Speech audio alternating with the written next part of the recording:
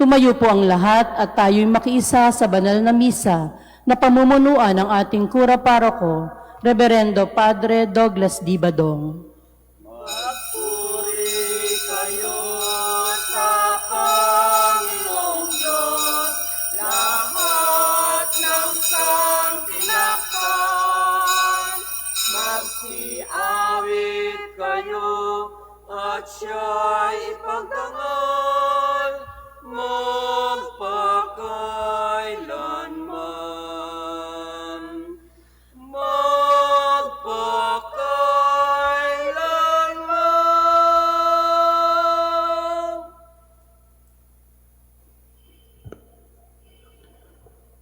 Sa ngalan ng Ama at ng Anak at ng Espiritu Santo. Amen.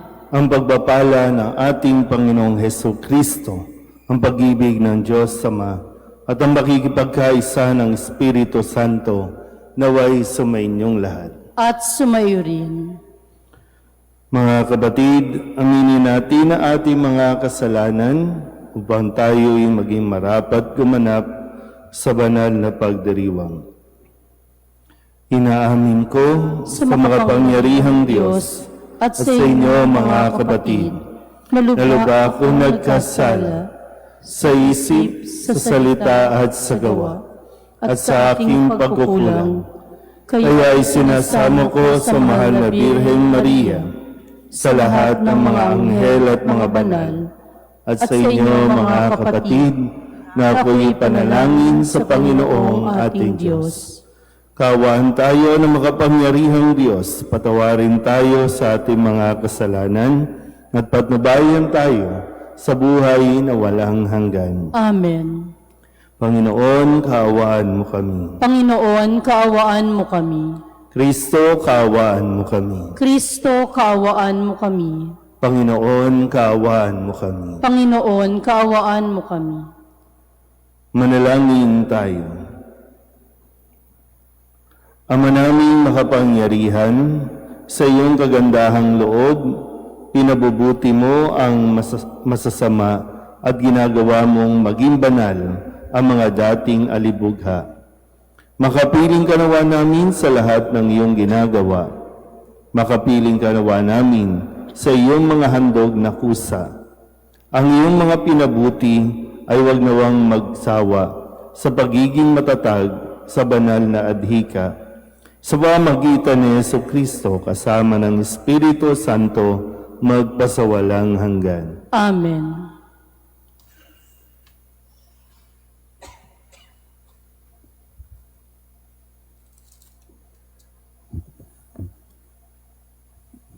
Pagbasa mula sa Gawa ng mga Apostol. Noong mga araw na iyon, pagkatapos ng mahabang pagtatalo, tumindig si Pedro at sinabi sa mga apostol at sa mga matatanda, "Mga kapatid, nalalaman ninyo na noong nakaraang mga araw, hinirang ako ng Diyos upang ipangaral sa mga hentil ang mabuting balita at sila na may sumasampalataya. At ang Diyos na nakasasaliksik ng puso ang nagpapatotoo na tulad natin, sila'y tinatanggap niya ng pagkalooban sila ng Espiritu Santo. Iisa ang tingin ng Diyos sa kanila't sa atin. Nilinis din niya ang kanilang puso sapagkat nananalig sila kay Hesukristo. Bakit ba marunong pa kayo sa Diyos? Ba't ninyo ipinapapasan sa mga alagad ang isang dalahing mabigat na hindi natin napasan ni ng ating mga magulang? Sumasampalataya tayo at naligtas sa pamamagitan ng kagandahang loob ng Panginoong Hesus. Gayon din naman sila. Tumahimik ang buong kapulungan. Nakinig sila kina Bernabe at Pablo habang isinasalaysay nila ang kababalaghang ginawa ng Diyos sa mga hentil sa pamamagitan nila. Pagkatapos, Si Santiago naman ang nagsalita, "Mga kapatid, pakinggan ninyo ako. Katatapos pa lamang isalaysay ni Simon ang unang pagkatawag ng Diyos sa mga hentil upang sila rin ay maging bayan niya ayon sa hula ng mga propeta. Pagkatapos nito ay babalik ako at muli kong itatayo ang bumagsak na tahanan ni David. Muli kong ibabangon mula sa kanyang pagkaguho upang ang Panginooy hanapin ang ibang tao ng lahat ng bansang tinawag ko upang maging akin. Gayon ang sabi ng Panginoon na nagpahayag ng mga bagay na ito mula pa noong una. Kaya't ang pasya ko'y huwag nating ligaligin ang mga hentil na lumalapit sa Diyos. Sa halip, sulatan natin sila na huwag kakain ng anumang inihandog sa Diyos-Diyosan. Huwag makikiapid. Huwag kakain ng hayop na binigti at ng dugo. Sapagkat mula pa ng unang panahon, ang kautusan ni Moises ay binabasa sa mga sinagoga tuwing araw ng pamamahinga at ipinangangaral ang kanyang salita sa bawat bayan. Ang salita ng Diyos. Salamat sa Diyos. Sa lahat ay pinahayag gawa ng poong nagligtas. Sa lahat ay pinahayag gawa ng poong nagligtas. Purihin ang Panginoon, awitan ng bagong awit. Panginooy papurihan nitong lahat sa daigdig. Sa lahat ay pinahayag gawa ng poong nagligtas. Awitan ang Panginoon, ngalan niya ay purihin. Araw-araw ang ginawang pagliligtas ay banggitin. Kahit sa ay ipahayag na ang poon ay dakila, sa madla ay ipapahayag ang dakila niyang gawa. Sa lahat ay pinahayag gawa ng poong nagligtas. Panginoon siya'y hari, sa daigdig ay sabihin, sanlibutay matatag na kahit ito ay ugain. Sa paghatol sa nilikha, lahat ay pantay sa paningin. Sa lahat ay pinahayag gawa ng poong nagligtas. Tatayo na po ang lahat. Alleluia,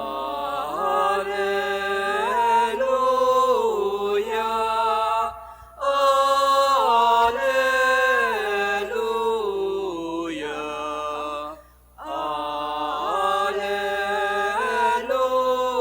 Alleluia, Alleluia. Ang tinig ko'y pakikinggan ng kabilang sa aking kawan. Ako'y kanilang susundan. Alleluia, Alleluia, Alleluia,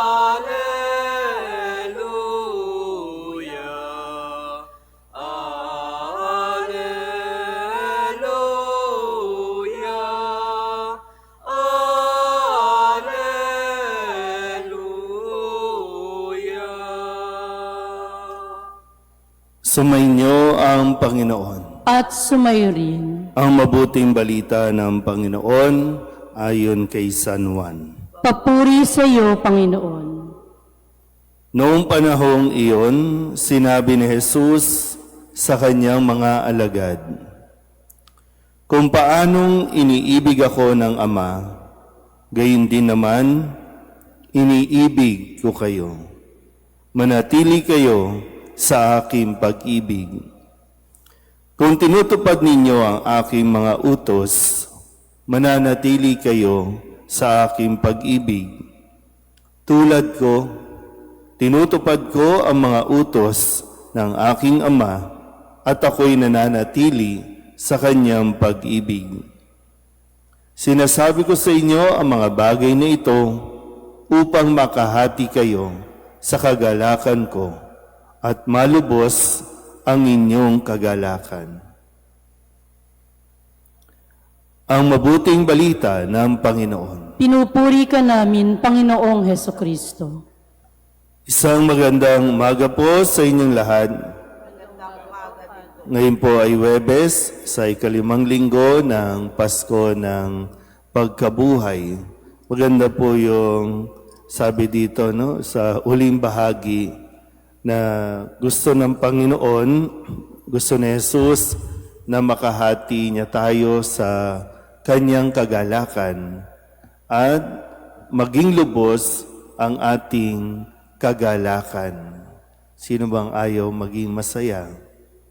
Sino ba ang ayaw umalis sa buhay na puro kalungkutan?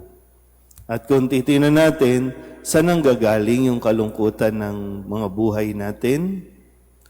Sa kawalan ng pag-ibig. Yung nakikita mo rin naman, no, na maraming tao, nakikita natin sa social media, nakikita natin sa mga balita, na kahit gaano kayaman, kahit gaano kadami ang kanilang pera, hindi sila nagiging masaya. Dahil may kulang. Pag-ibig. At anong klaseng pag-ibig? Pag-ibig sa Diyos. Kaya nga sabi ni Kristo, manatili kayo sa aking pag-ibig. Ito yung ating dapat na role model. Ito yung dapat na atin pong sinusundan. Dahil, no, kung titingnan natin, saan nga ba at paano ka nagkaroon ng konsepto ng pag-ibig? Sa tingin niyo po saan? Mahalaga kasi yung unang bahagi, no? Kaya nga mula dulo papunta tayo sa umpisa ng ating ebanghelyo nang maintindihan natin mabuti kung ano ang tinutukoy ni Kristo. So sa dulo, para sa ating kagalakan. Sa pinakaumpisa, paano ito mangyayari?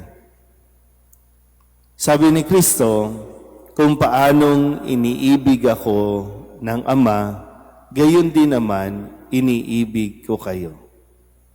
So kung paanong inibig ng Ama si Jesus, ganun din naman niya tayo minamahal.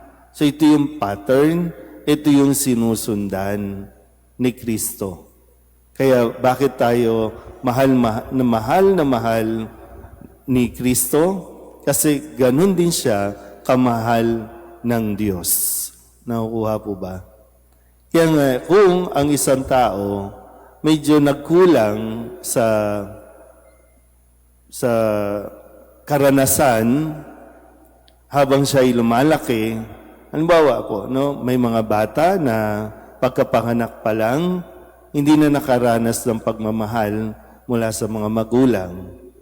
May mga bata na habang sila'y lumalaki, nakikita nila ang kanilang mga magulang o ang mga tao sa kanilang paligid kung paano magmahalan o kung paano hindi magmahalan. Kaya ito rin yung kanyang nasusundan o pwedeng inspired ang isang bata na lumaki tungkol sa pag-ibig o kaya naman po pwedeng traumatize ang isang bata tungkol sa pag-ibig. O pwedeng mawalan siya ng tiwala sa ibang tao dahil hindi niya ito natutunan na magtiwala mula sa kanyang mga magulang o mga nagbabantay sa kanya. Mas delikado nga ngayon, no? Kasi ang mga bata exposed sa TV, exposed sa social media, at maraming nagsasabing kanilang mga sinusundan ng mahal niya ito, ganito ko kayo kamahal. Kaya ito yung nabubuo sa kanilang isipan. Pag ganito pala yung magmamahal, nanakawan ka. Ganito pala yung pagmamahal, yung madami kang kinakasama. Ganito pala yung pagmamahal. Eventually, kaya maraming tao hindi nagiging lubos ang kagalakan. Minsan nga, kahit nasa kanya na ang lahat, nagkaka-depression pa. Kasi ang depression naman nanggagaling sa lungkot. Bakit? Dahil lang sa kulang tayo sa pagmamahal. O hindi natin lubusang naunawaan ano ba ang kahulugan ng pag-ibig. Kaya muli, sabi ni Kristo, kung paano akong iniibig na Ama, gayon din naman iniibig ko kayo. At kaligayahan ng Ama, kaligayahan ni Jesus na tayo ay mahalin. Kaya kung gusto mong maging lubos ang iyong kagalakan, magmahal ka tulad ni Jesus. Amen.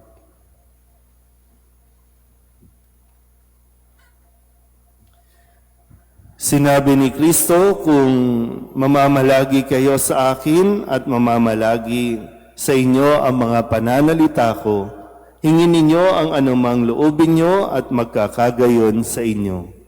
Manalangin tayo na may pagtitiwala sa mga salita niyang nakapagpapasigla ng loob. Ang ating itutugon, Panginoon, sumasampalataya kami sa iyo. Panginoon, sumasampalataya kami sa iyo.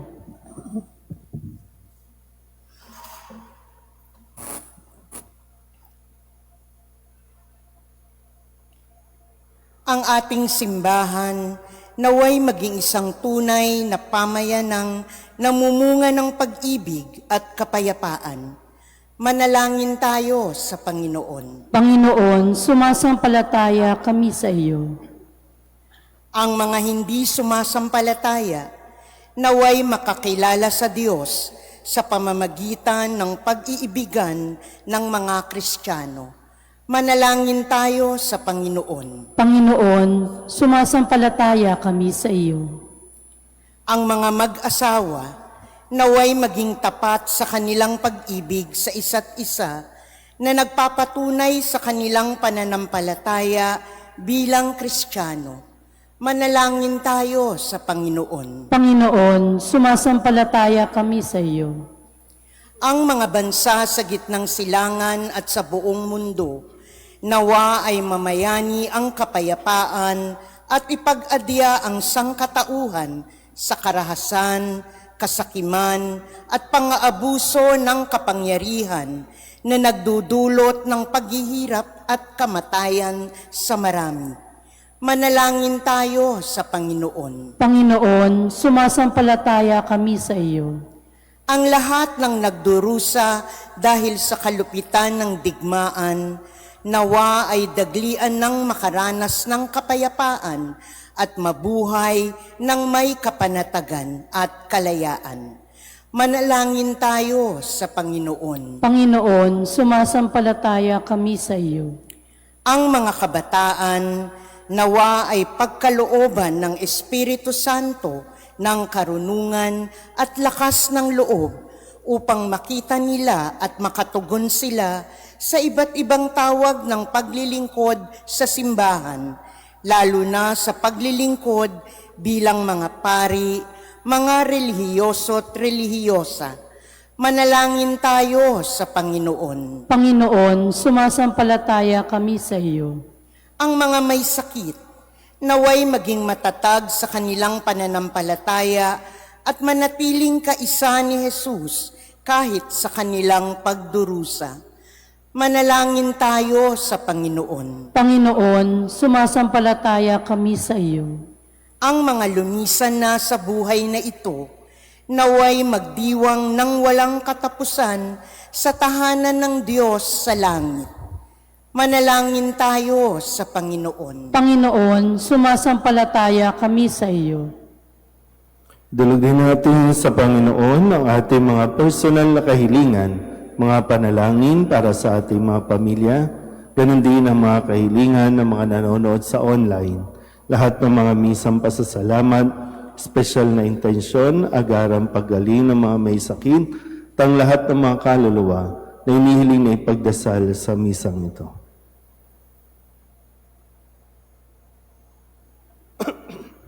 Ang lahat ng ito iniling namin sa ngalan ni Kristong aming Panginoon. Amen.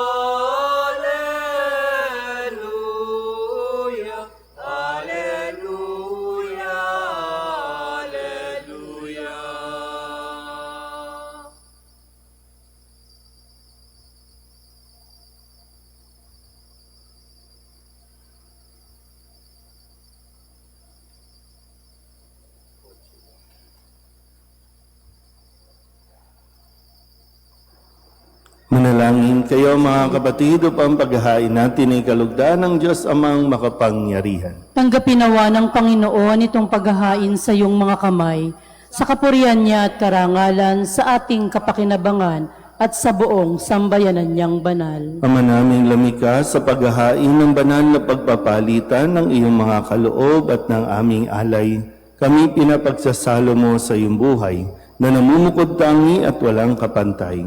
Ipagkaloob mo ang aming pakikinabang sa iyong pakikisamang aming maaasahan ay siya ring umiral sa aming pamumuhay araw-araw sa pamamagitan ni Jesucristo kasama ng Espiritu Santo magpasawalang hanggan. Amen. Sumainyo ang Panginoon. At sumayo rin. Itaas sa Diyos ang inyong puso at diwa. Itinaas na namin sa Panginoon. Pasalamatan natin ang Panginoong ating Diyos. Marapat na siya'y pasalamatan. Ama naming makapangyarihan, tunay ngang marapat na ikaw ay aming pasalamatan. Ngayong ipinagdiriwang ang paghahain ng Mesiyas, ang maamong tupa na tumubos sa aming lahat. Ang katawan ng anak mong sa krus na bayubay ay handog ng pag-ibig na walang kapantay. Ito ang paghahain ganap mong kinalugdan. Ito ang nilunggati ng dating pag-aalay. Ang buong sarili ng anak mong si Jesus ay inihain sa iyo upang kami matubos. Siya ang dambana at paring naghahandog. Siya pa rin ang tupang handog na ibinukod. Kaya kaysa ng mga anghel na nagsisiawid ng papuri sa iyo nang walang humpay sa kalangitan, kami nagbubunyi sa iyong kadakilaan. Santo, Santo, Santong Panginoong Diyos ng mga hukbo, napupuno ang langit at lupa ng kadakilaan mo. O sana sa kaitaasan, pinagpala ang naparirito sa ngalan ng Panginoon, o sana sa kaitaasan. Ama naming banal, ikaw ang bukal ng tanang kabanalan. Kaya't sa pamamagitan ng iyong Espiritu, gawin mong banal ang mga kaloob na ito upang para sa aming maging katawan at dugo ng aming Panginoong Hesu Kristo. Bago niya pinagtiis ang pusang loob na maging handog, hinawakan niya ang tinapay, inasalamatan kaniya, pinaghati-hati niya iyon, iniabot sa kanyang mga alagad at sinabi, tanggapin ninyong lahat ito at kanin, ito ang aking katawan na ihahandog para sa inyo.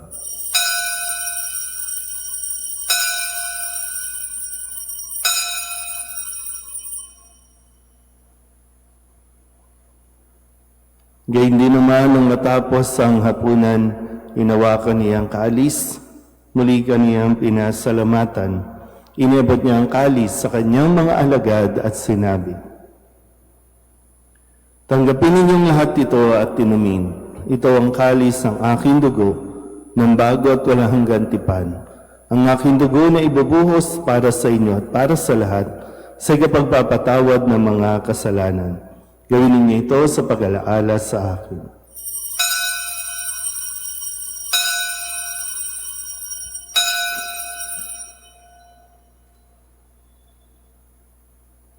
Ipagbunyi natin ang misteryo ng pananampalataya.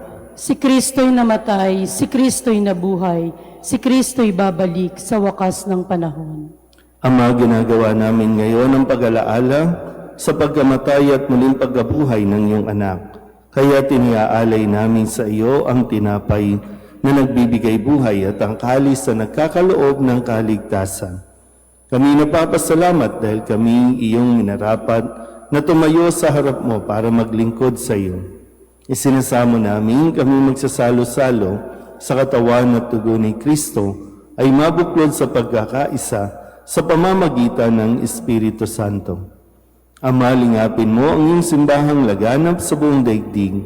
Puspusin mo kami sa pag-ibig kay San Leon na aming Papa at ni Jose na aming Obispo at ng Tanang Kaparian. Alalahanin mo rin ang mga kapatid naming nahimlay na may pag-asang sila'y muling mabubuhay, gayon din ang lahat ng mga pumanaw.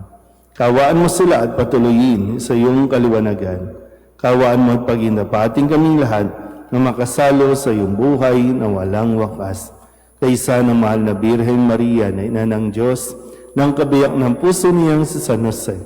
Kaysa ng mga apostol at ng lahat ng mga banal na namuhay dito sa daigdig ng kalugod-lugod sa iyo, may pagdiwang nawa namin ang papupuri sa ikararangal mo sa pamamagitan ng iyong anak na aming Panginoong Heso Kristo.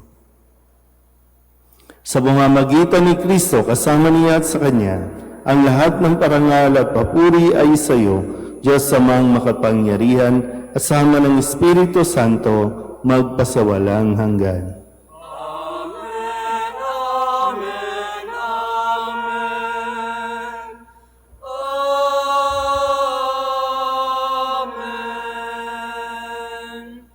Amen. Amen, amen, amen.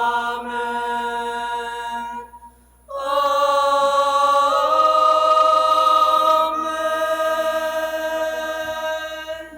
Sa tagabili ng mga nakagagaling na utos at turo ni Jesus sa Panginoon natin at Diyos, ipahayag natin ang lakas loob.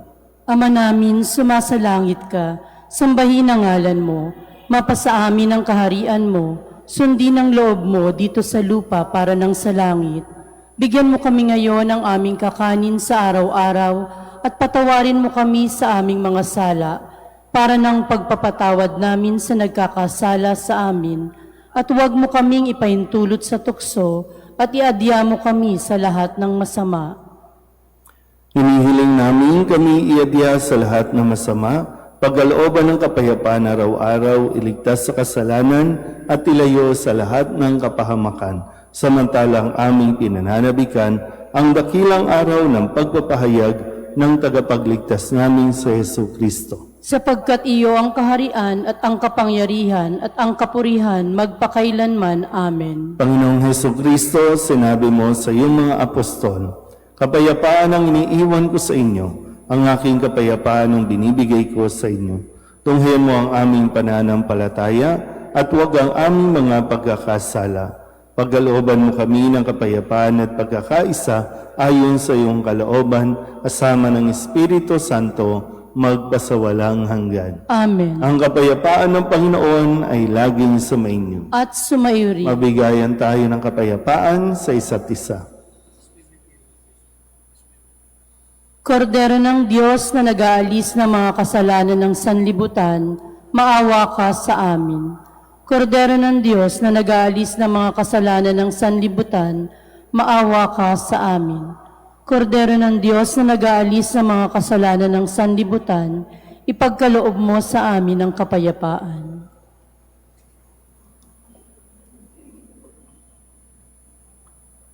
Ito ang kordero ng Diyos. Ito ang nag-aalis ng kasalanan ng sanlibutan. Mapalad ang mga inaanyayahan sa kanyang piging. Panginoon, hindi ako karapat-dapat na magpatuloy sa iyo, ngunit sa isang salita mo lamang ay gagaling na ako.